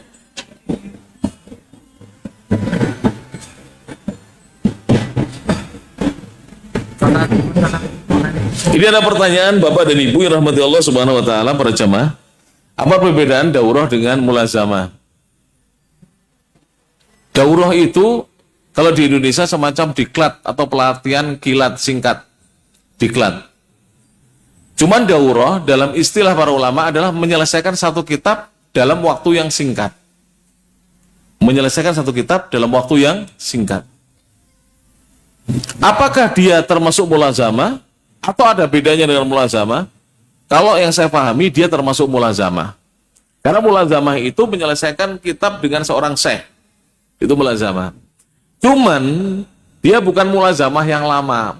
Mulazamah dalam waktu yang cepat atau ringkas. Ya. Itu kalau daurahnya, mohon maaf ya, menyelesaikan kitab. Kalau daurahnya, ya, hanya tematik, ya, maka tidak bisa dikatakan mulazamah. Jadi tematik, ya dikatakan menghadiri durus atau muhadharah ceramah, itu saja. Sebab daurah dibagi dua, ada yang tematik, ada yang menyelesaikan kitab. Yang besok ini tanggal 30 Juni sampai 4 Juli di Wisma Agro itu, Agro Wisata itu Batu, itu daurah para ustadz se-Indonesia, itu daurah mulazamah karena menyelesaikan satu kitab. Cuman waktunya dipersingkat. Itu namanya mulazamah. Jadi mulazamah itu begini. Mulazamah itu dari kata-kata lazama yulazimu mulazamatan, dia melazimi gurunya, tidak meninggalkan gurunya dalam waktu yang lama untuk menyelesaikan kitab-kitab yang disusun oleh para ulama. Itu mulazamah. Dan mulazamah itu tidak mesti tidak punya gelar. Jadi saya garis atas ya. Orang yang belajar di mulazamah tidak mesti tidak punya gelar. Saya di Saudi mulazamah, tapi saya juga kuliah. Jadi banyak peserta atau penuntut ilmu mulazamah itu juga punya gelar. Sekarang di Yaman, kalau panjenengan sekolahkan putra-putrinya di putranya ke Yaman, itu juga para penuntut ilmu yang mulazamah dengan syekh di markas. Kalau Yaman itu namanya pondoknya markas ilmu di sana, itu plus belajar di kampus-kampus yang ada di sekitar markas-markas ilmu. Jadi pulang ke Indonesia dapat gelar dan juga dapat ilmu dari mulazamahnya. Mana yang terbaik? Belajar di kelas atau mulazamah? Saya jawab, belajar mulazamah yang terbaik. Tapi kalau bisa menggabungkan dua-duanya, itu yang terbaik. Kalau bisa menggabungkan dua-duanya. Apakah penuntut ilmu yang belajar di Mekah dan Madinah itu pasti dia mulazamah? Tidak pasti. Kalau kuliah iya. Tapi mulazamah tidak pasti. Karena kebanyakan itu, banyak mahasiswa itu tidak mau menyibukkan diri atau membuat lelah tubuhnya, badannya dengan dia mulazamah. Mulazamah itu capek, Pak. Kalau di kampus kan ringan, tidak seperti di mulazamah. Mulazamah itu kadang-kadang dari pagi sampai jam 10 malam. Kami itu. Jam 10 malam baru selesai, pada subuh mulai mulazamah itu. Maka kadang-kadang penuntut ilmu tidak mau mulazamah. Tapi kelihatan. Jadi nanti dai yang betul-betul mulazamah dengan yang hanya kuliah. Kalau dari kuliah, dia hanya kalau mengajar itu sistematis. Tapi kedalaman ilmunya kurang. Karena dia hanya kuliahan saja. Tapi kalau dia mulazamah dan kuliah, lebih bagus lagi. Sudah sistematis dia menjelaskan dan dalam ilmunya. Minimal ya mulazamah, minimal. Ya minimal mulazamah. Kalau di zaman ini alhamdulillah saya promosikan ya, walaupun bukan pesantren saya, Markas Ya Salam yang ada di Surakarta di bawah pimpinan Al-Ustaz Dr. Sufyan ya Baswedan LCMA Hafizahullah Ta'ala. Di sana beliau membuka mulazamah. Kebetulan anak saya yang pertama dan putranya Ustaz Abdullah Amin yang kedua, putranya Ustaz Syafiq, putranya Ustaz Abdullah Taslim mulazamah di sana. Nah terus mereka sekolahnya bagaimana? Ambil paket saja, Pak. Sudah cukup. Wong paket itu loh bisa kuliah. Paket C bisa kuliah, melanjutkan kuliah. Sudah cukup. Karena ilmu mulazamah itu susah dicari, Pak. Di Indonesia masih jarang ilmu mulazamah. Jadi menyelesaikan kitab sampai selesai. Kalau di kelas kan, kalau waktu semesternya sudah habis, kitab itu belum selesai ya, kadang dikebut atau tidak diselesaikan. Betul tidak? Ya begitu. Kalau mulazamah diselesaikan sampai tuntas. Wallahu a'lam bishawab. Pertanyaan berikutnya agak panjang, Ustaz. Ya? Agak panjang pertanyaannya. Silakan. Ya, silakan. Monggo. Guru lebih mulia daripada orang tua. Apakah adab kepada orang tua kandung dengan adab kepada mertua berbeda? Kebetulan saya tinggal dekat orang tua saya dan beliau sering ke rumah. Alhamdulillah suami saya sangat taat pada ibunya, walaupun beliau tinggal di kota lain. Tetapi sama ibu saya yang dekat beliau tidak pernah menegur atau sekedar menawarkan makanan. Dikarenakan pernah tersakiti dengan kata-kata beliau sehingga suami lebih memilih diam dan dia menganggap itu hanya ibu mertua dan bukan ibu kandungnya. Tidak sewajib taat kepada ibu kandungnya. Apakah memang demikian, Ustadz? Taib, pertanyaan sangat bagus. Kebanyakan ulama mengatakan bahwa guru itu didahulukan di dalam kita menghormati dan memuliakannya dibandingkan orang tua. Karena orang tua hanya memberikan jaminan ya kesejahteraan kita hidup di dunia, kalau guru mengantarkan kita sampai masuk surga. Maka harus lebih didahulukan di dalam kita berbuat baik kepada guru kita. Walaupun kita boleh ya terkadang mendahulukan orang tua dalam hal-hal tertentu. Kemudian bagaimana dengan mertua ya? Mertua memang bukan orang tua kita, tetapi kita membantu istri atau suami kita untuk berbakti kepada orang tuanya itu adalah amal soleh. Jadi nanti masuk pembahasan ya surat Al-Maidah 2, wa ta'awanu 'alal birri wat taqwa. Jadi begini, saya punya orang tua ya, berarti mertua bagi istri saya kan? Ketika saya berbakti, saya dapat pahala tidak? Ketika istri saya membantu saya untuk berbakti, bukan memusuhi orang tua saya, berarti dia dapat pahala juga. Dari kewajiban saya berbakti kepada orang tua. Bisa difahami kira-kira? Jadi para suami, para bapak, jangan segan untuk berbuat baik kepada mertua panjenengan. Karena itu dalam rangka membantu istri berbakti kepada ibu dan ayahnya. Kan begitu. Ayatnya jelas, wa ta'awanu 'alal birri wat taqwa. Ya, saling tolong menolong kalian di atas kebajikan dan takwa. Dan kira-kira siapa yang berhak kita buat dalam hidup kita sehari-hari? Ya istri kita, pasangan hidup kita, suami kita. Jangan kita menolong orang lain, istri tidak ditolong. Jangan kita menolong orang, suami tidak dibantu. Kan begitu? Keliru gak itu? Ya tidak boleh. Kita dulukan yang ada di keluarga kita. Makanya lihat ya, dahulu kalau panjenengan membaca sejarah ya, Rasulullah itu sangat menghormati mertuanya. Abu Bakar Siddiq dan siapa? Umar ibnul Khattab, dihormati betul. Bahkan Rasulullah itu menghormati saudarinya Khadijah. Jangan pernah belajar nggak sirahnya? Rasulullah itu kalau saudarinya Khadijah datang disembelihkan hewan, Pak. Sering diantarkan daging, saudarinya loh. Bukan mertua lagi. Kedudukannya di bawah mertua, saudarinya Ibunda Khadijah. Bukan ibu bapaknya Ibunda Khadijah. Kalau ibu bapaknya sudah meninggal, Rasulullah menikahi. Tapi saudarinya Khadijah, saya lupa namanya. Itu Rasulullah berbuat baik kepada saudarinya Khadijah. Sampai Ibunda Aisyah cemburu dengan Rasulullah SAW.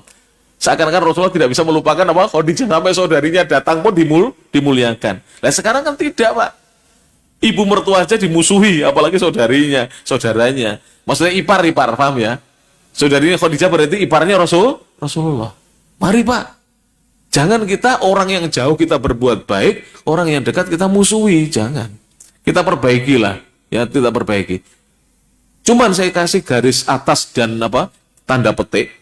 Yang namanya orang tua hidup di masanya. Mertua juga hidup di masanya, betul tidak? Saya dan panjenengan hidup di masa kita. Jangan ya kita memaksa orang tua seperti kita. Dan jangan kita memaksa anak seperti kita. Hidup di masanya masing-masing. Jelas para jemaah? Jelas, bisa dipahami maksudnya. Orang tua itu kadang-kadang kaku. Karena dulu pendidikannya modelnya seperti itu, Pak. Dulu kalau tidak bisa jawab, dipupuri dengan penghapus, ya enggak? Dilempar dengan penghapus. Dipukul dengan mistar kayu itu loh, penggaris kayu itu. Itu di zamannya orang tua dan mertua kita begitu. Ketika sikap mereka kepada kita kadang-kadang kasar, tapi kita buat saja dalam hati kita, itu bentuk kasih sayang mereka, menurut mereka. Kan begitu. Memang berat, saya ngomong juga mudah, Pak. Tapi prakteknya berat. Untuk kita membantu istri kita berbakti kepada orang tuanya, istri membantu kita berbakti kepada orang tua kita. Ya, seperti itu. Kalau ditanya ada perbedaan, ya jelas ada perbedaan. Tapi bukankah membantu pasangan hidup kita untuk berbakti kepada orang tuanya itu adalah kebaikan? Kebaikan, ya. Adalah kebaikan para jemaah yang rahmati Allah Subhanahu wa taala.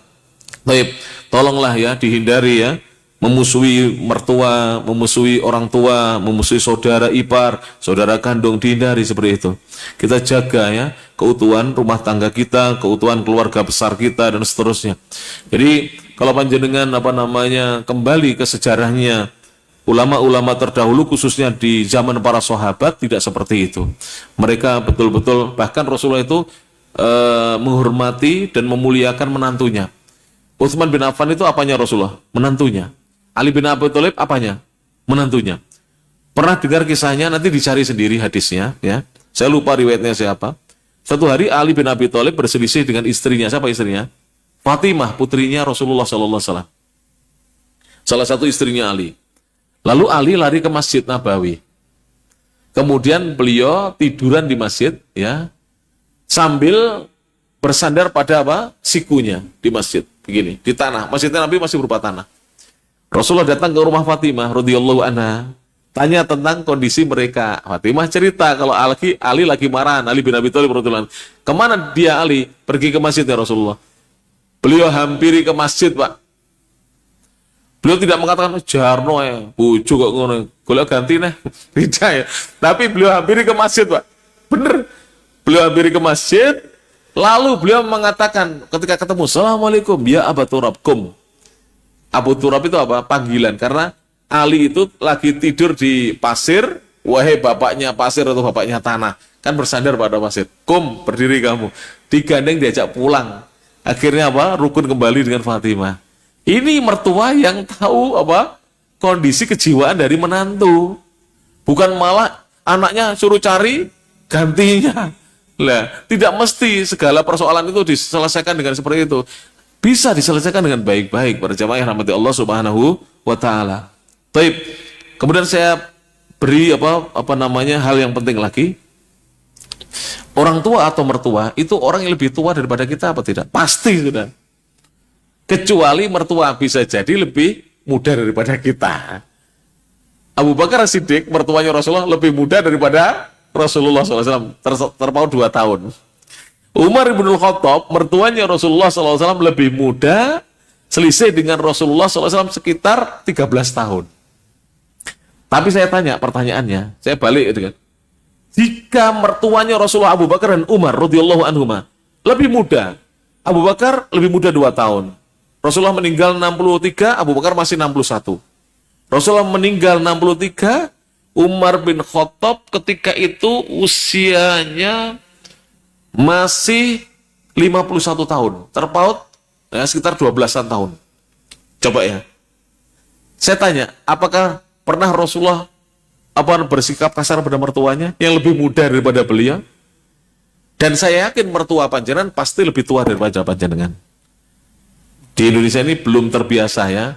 Seorang laki-laki menikahi laki-laki 30 tahun menikahi 15 tahun, laki-laki 40 tahun menikahi 20 tahun, jarang ya. Sehingga mertua kita kebanyakan lebih tua daripada kita. Kira-kira kalau lebih tua harus dihormati atau direndahkan, Pak? Itu aja sudah kalau saya. Harus dihormati atau tidak? Dihormati. Malam ya, laisa minna kata Nabi. Ini hadis, nanti dicari sendiri. Laisa minna, bukan golongan kami. Man lam yukabbir kabirona, siapa yang tidak memuliakan yang tua di antara kami. Wala yarham sohirona, dan tidak menyayangi yang mudanya di antara kami. Jadi kalau kita tidak memuliakan yang tua, itu bukan golongannya Rasulullah Sallallahu Alaihi Wasallam. Cukup ya dalil ini, nggak usah banyak-banyak. Mau tak dalili ya, kayak diprakteknya percuma ya. Dipraktekkan, Pak. Kita sudah ngaji ya, ibu-ibu juga begitu. Ya, sudahlah, anggap aja mertua kita, orang tua kita hidup di zamannya. Mereka menerapkan begitu karena hidup di zamannya, Pak. Dan untuk berubah itu sulit loh, Pak. Gak percaya? Sekarang bapak-bapak siapa yang usianya sudah 70-an tahun? Ada toh? Di sini 60 ke atas ada banyak ya. Panjenengan sudah punya menantu kan? Kenapa saya tanya, kenapa jarang tidur di rumahnya menantu? Boten kraos Ustaz. Gak bisa tidur saya. Gak bisa dipaksa, Pak. Itu menantu kalau dia kurang perhatian, kurang memahami orang tuanya, konturun ini bapak mesti ora gelem lah. Ibu ya ora gelem. Bukan begitu. Orang tua itu beda, Pak. Kalau tidur di rumah orang lain, dia tidak bisa tidur sampai subuh, Pak. Malah sakit nanti. Makanya kadang-kadang pulang malam hari dia. Wes tak mulai aku. Gak iso turu aku. Bukan menghina rumahnya anak dan menantunya. Tapi memang begitu. Orang tua begitu para jemaah. Jelas ya? Kira-kira? Wallahu a'lam bishawab. Insya Allah bisa memahami kesimpulan ini. Nanti diterapkan di rumah tangganya masing-masing. Ada pertanyaan? Masih ada beberapa pertanyaan Ustaz. Yang agak cepat ya Pak. Oke, Ustaz. Beberapa fatwa dari Syekh atau Ustadz tentang satu hal yang sama seringkali berbeda-beda. Yang manakah yang hendaknya kita ikuti, Ustaz? Bagus pertanyaannya. Mungkin fatwa tentang haji atau apa ya. Begini Pak, fatwa itu tidak mengikat. Kalau keputusan qadhi itu yang mengikat. Jadi keputusan qadhi itu hakim mahkamah Islam mengikat. Ketika dia memutuskan ini harus cerai, ya harus cerai. Tapi kalau fatwa tidak, Ustadz, saya demikian hubungan saya dengan suami saya, cerai atau tidak cerai. Fatwa tidak mengikat. Ustadznya berfatwa cerai, dia bisa memilih tidak cerai. Tidak mengikat fatwa itu. Fatwa itu hanya apa? Ya pandangan hukum lah dari seorang alim. Kadang-kadang pandangan hukum itu berbeda, wajar. Antum tahu, Imam Abu Hanifah dengan Imam Malik itu pandangan hukumnya berbeda. Padahal Imam Malik belajar dengan salah satu muridnya Imam Abu Hanifah. Kurang apa? Imam Malik dengan Imam Syafi'i pandangan hukumnya berbeda fatwanya. Padahal Imam Syafi'i muridnya Imam Malik. Murid dengan guru itu. Apalagi bukan murid dengan guru.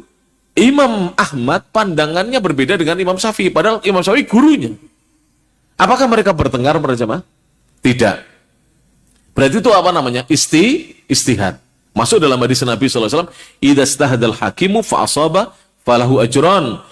Wa in akhta'a falahu ajrun wahid. Apabila seorang hakim dia beristihad menentukan satu hukum kemudian benar, dapat pahala 2. Pahala istihad dan pahala benarnya. Jika salah dapat pahala 1, pahala istihad saja, tapi dia tidak mendapatkan pahala dari benarnya istihad. Jadi itu istihad. Yang diikuti yang mana? Ya ini kalau kita sudah belajar ilmu, yang diikuti yang paling kita merasa mantap dengan pendapat atau fatwa tersebut. Kalau belum belajar ilmu, tanya kepada pihak ketiga. Jadi kalau ada 2 orang ustadz berbeda pendapat, tanyakan pada pihak ketiga, Ustadz ini berpendapat begini. Tanpa menyebut nama boleh, menyebut nama juga boleh. Dan itu bukan ghibah. Karena dia ingin mendapatkan fatwa yang ketiga. Kira-kira panjenengan menguatkan yang pertama atau kedua? Oh, saya menguatkan yang ke-1, ya sudah, ikut aja yang ke-1. Karena mayoritas itu insya Allah lebih dekat kepada kebenaran walaupun tidak mutlak. Mana dalil saya? La tastami'u ummati ala dhalalah. Umatku tidak bersepakat di atas kesesatan. Paham ya? Berarti pendapat mayoriti itu lebih dekat kepada kebenaran dalam banyak hal, walaupun tidak mutlak. Makanya ulama salaf dahulu itu kalau jumhur itu mayoritas ulama sudah berpendapat, beliau berpendapat ini. Ustadz Abdul Hamid guru saya itu, beliau kalau sudah jumhur, beliau ikut pendapat jumhur. Karena mayoritas itu insya Allah lebih dekat kepada kebenaran. Karena umatnya Rasulullah tidak akan bersepakat untuk berdusta di atas kesesatan, tidak bersepakat umatnya Rasulullah. Jadi kalau 2 lebih kuat daripada 1. Makanya mutawatir lebih kuat daripada hadis ahad, betul nggak? Walaupun sama-sama sahihnya, seperti itu. Jadi caranya begitu ya nanti. Ya dilihat dulu. Kalau kita bukan orang yang berilmu tinggi, gak bisa membandingkan fatwa, ya kita tanya kepada pihak ketiga, ustadz yang ketiga, yang kira-kira merojihkan yang mana. Begitu saja, tidak usah bertengkar. Wallahu a'lam bishawab. Contoh begini, kemarin ada tanya saya, jamaah saya, Ustadz, ini ada ustadz berfatwa, haji tidak wajib lagi. Gimana Ustadz? Saya bilang, sampai daftar haji. Tapi nanti kalau saya mati, panjenengan belum punya uang, ya sampai tidak berdosa karena belum mampu.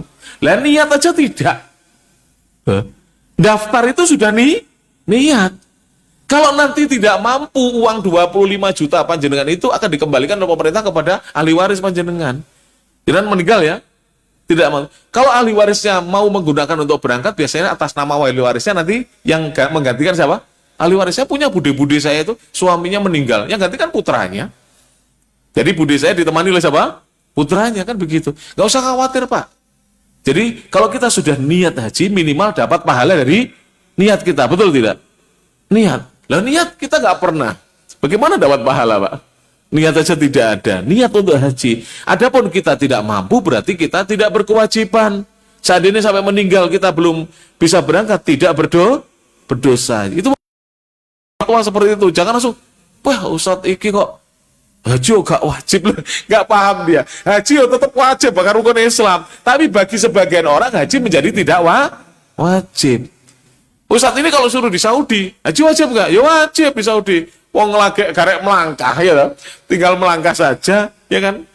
Kalau sampai tinggal di Saudi, punya uang tidak berhaji, ya dia berdosa, Pak.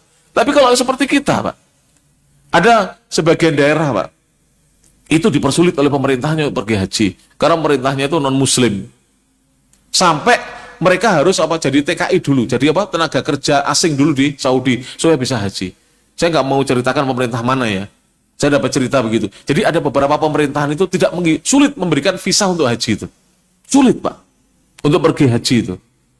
Maka tidak wajib dalam kondisi demikian. Walaupun dia berharta, dia sehat.